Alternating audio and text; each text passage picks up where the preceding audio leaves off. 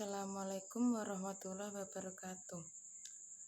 Perkenalkan, di sini saya perwakilan dari kelompok 2 akan menyampaikan presentasi untuk memenuhi tugas kelompok mata kuliah Komunikasi Konseling Digital, dosen pengampu Ibu Fenty, SAG, MPD.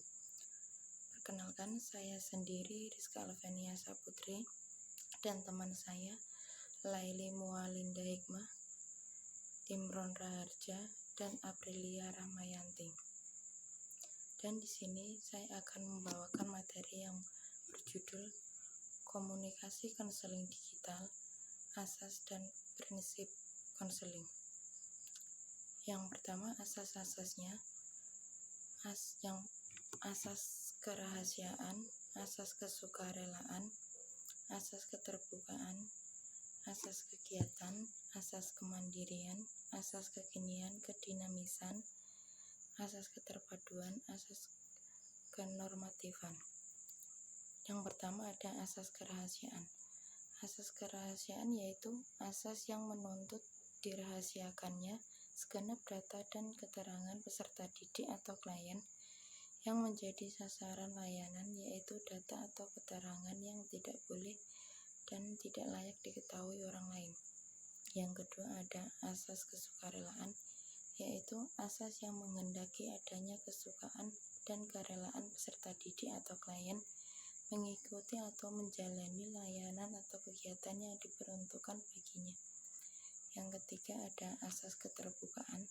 Asas keterbukaan yaitu asas yang menghendaki agar peserta didik atau klien yang menjadi sasaran layanan atau kegiatan bersikap terbuka dan tidak berpura-pura. Yang keempat ada asas kegiatan. Asas kegiatan ini guru, pembimbing atau konselor perlu mendorong dan memotivasi peserta didik untuk dapat aktif dalam setiap layanan atau kegiatan yang diberikan kepadanya.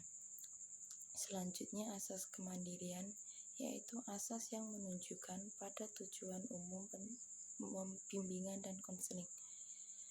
Asas kekinian yaitu asas yang menghendaki agar objek sasaran layanan, bimbingan dan konseling, yakni permasalahan yang dihadapi peserta didik atau klien dalam kondisi sekarang. Selanjutnya ada asas kedinamisan, yaitu asas yang menghendaki agar isi layanan terhadap sasaran layanan peserta didik atau klien hendaknya selalu bergerak maju, tidak monoton dan terus berkembang. Selanjutnya ada asas keterpaduan, yaitu asas yang menghendaki agar berbagai layanan dan kegiatan bimbingan dan konseling saling menunjang, harmonis dan terpadukan. Selanjutnya ada asas kenormatifan, yaitu asas yang menghendaki agar segenap layanan dan kegiatan bimbingan dan konseling didasarkan pada norma-norma. Selanjutnya ada asas keahlian, yaitu asas yang menghendaki agar layanan dan kegiatan bimbingan dan konseling diselenggarakan atas dasar kaidah-kaidah profesional. Yang selanjutnya ada asas alih tangan kasus, yaitu asas yang menghendaki agar pihak-pihak yang tidak mampu menyelenggarakan layanan bimbingan dan konseling secara tepat dan tuntas atas suatu permasalahan peserta didik atau klien kiranya dapat mengalih tangankan kepada pihak yang lebih ahli.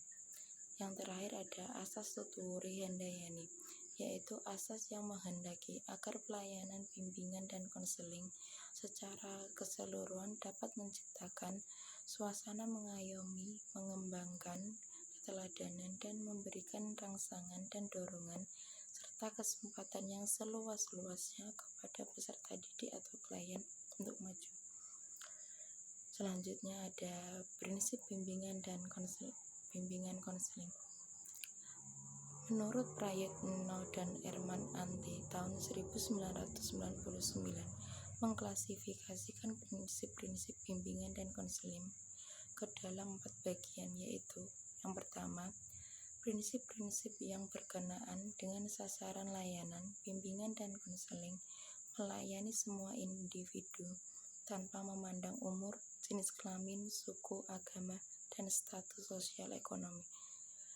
Yang kedua, ada prinsip yang berkenaan dengan permasalahan individu, bimbingan dan konseling, berurusan dengan hal-hal yang menyangkut pengaruh kondisi mental atau visus individu terhadap penyesuaian dirinya di rumah maupun di sekolah, dan yang menjadi faktor timbulnya masalah pada individu adalah kesenjangan sosial, ekonomi, dan kebudayaan. Yang ketiga, ada prinsip-prinsip yang berkenaan dengan program pelayanan.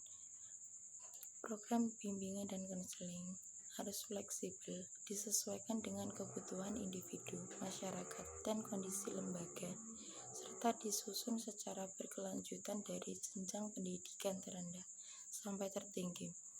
Yang terakhir, ada prinsip-prinsip yang berkenaan dengan tujuan pelaksanaan pelayanan.